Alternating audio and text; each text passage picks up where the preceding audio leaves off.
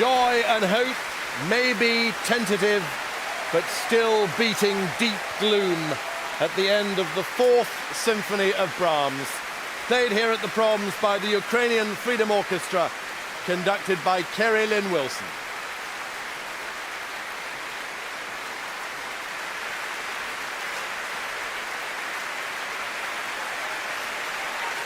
The blue and yellow of the Ukrainian flag, dozens of flags flying above the arena, flags taped to the front of boxes here at the Royal Albert Hall.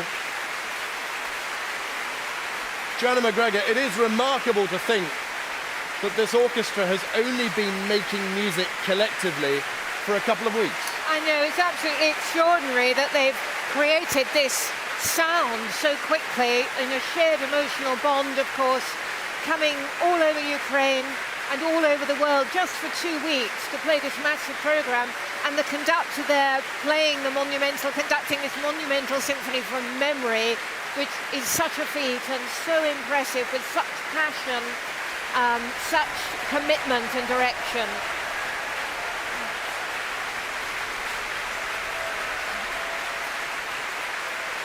Bringing to their feet members of the orchestra who we've heard playing in the programme this afternoon. That's bassoonist Mark Kryczynski, principal clarinet Oleg Moros, principal oboe Yuri Vostov, and principal flute Igor Yermak.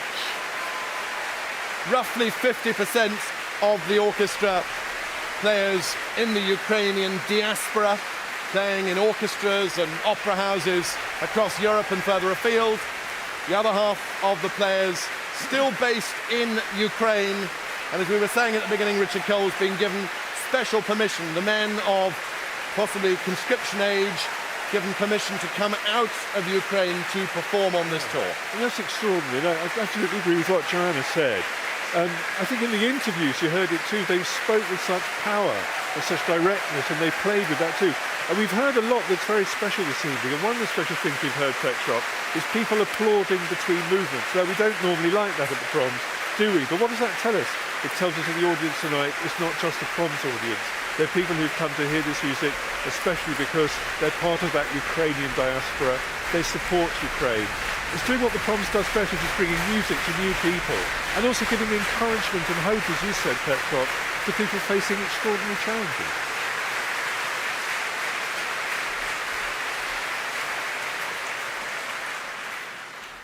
Ladies and gentlemen, Slava Ukraini!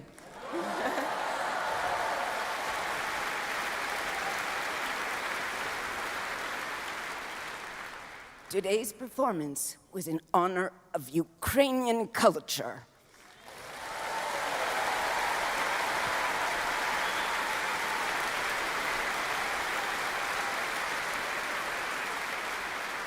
And now, in solidarity with the brave people of Ukraine, we will play an arrangement by Yuri Shevchenko of the Ukrainian national anthem.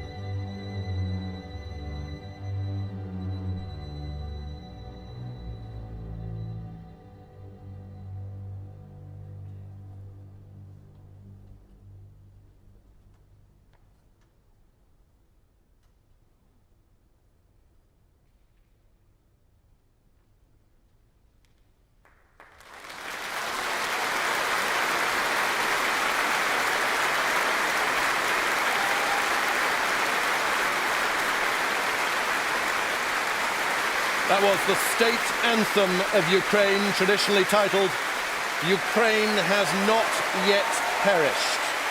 Music by 19th century priest and composer Mikhailo Verbitsky, formally accepted by the Ukrainian parliament as their anthem in 1992, after the country's independence from the Soviet Union the previous year. Very much a battle cry, but still a strong message of hope. Still upon us. Young brethren, fate shall smile. Carolyn Wilson conducting this specially assembled Ukrainian Freedom Orchestra, and Marko Komonko, we saw there, the concert master, playing the solo in that special arrangement of the Ukrainian anthem.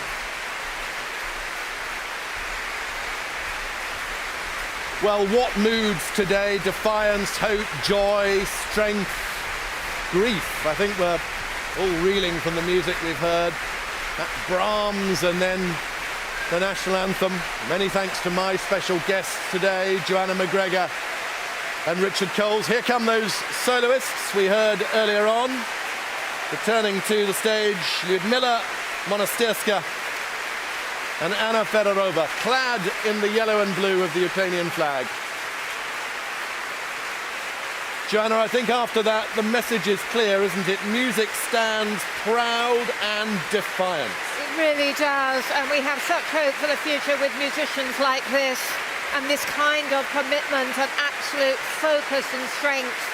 And we must stand with them. We must stand with these musicians and the next generation as well. Richard, we'll never forget this prom, will we? No, we won't. It's been a wonderful experience.